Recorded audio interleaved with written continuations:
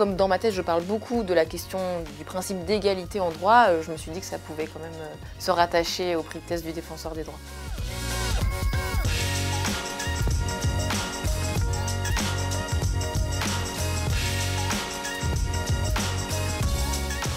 J'ai voulu donc avoir une vision en fait transversale de la richesse en droit public, à la fois en droit fiscal, en droit de l'aide sociale et en droit des services publics. L'objectif, c'est d'importer un concept économique, la richesse, en droit public, de montrer comment le droit public utilise ce concept économique pour construire des catégories juridiques et de montrer aussi comment le droit pourrait mieux justement apprécier cette richesse par l'outil juridique. Ce que j'ai observé, c'est qu'il n'y a pas beaucoup en droit public de volonté d'avoir une vision transversale justement de la richesse. En fait, la richesse en droit public, elle est examinée d'un point de vue fiscal par les juristes de droit fiscal, par les juristes qui sont plutôt spécialisés en droit de l'aide sociale, et puis un peu par ceux qui font du service public, mais il n'y a pas du tout de volonté en fait d'avoir une réflexion globale, transversale, cohérente de la richesse des particuliers. Et donc c'est là que je me suis rendu compte que c'était nécessaire justement pour chercher à résoudre en tout cas la question des inégalités économiques et sociales.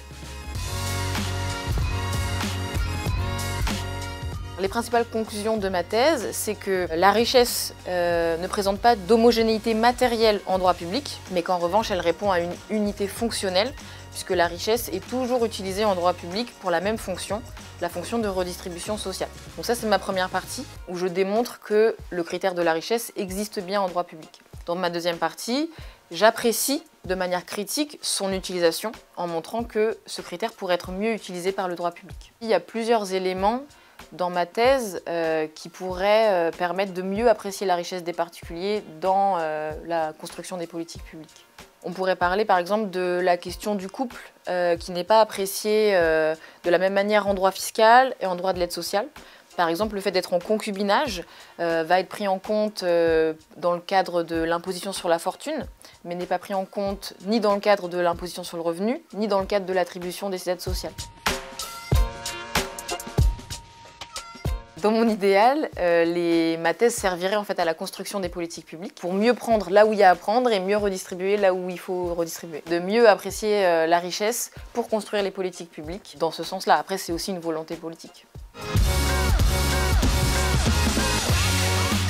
Le fait d'avoir le prix de thèse du défenseur des droits, ça représente pour moi le fait que mon sujet de thèse n'est pas un sujet de niche qui n'intéresse que des juristes. Au contraire, ça me réconforte dans l'idée que je me suis attaquée à un sujet de société et en fait qu'on a besoin d'avoir une réflexion, je pense, globale sur ce que c'est que la richesse des particuliers. Je suis très honorée de cette récompense.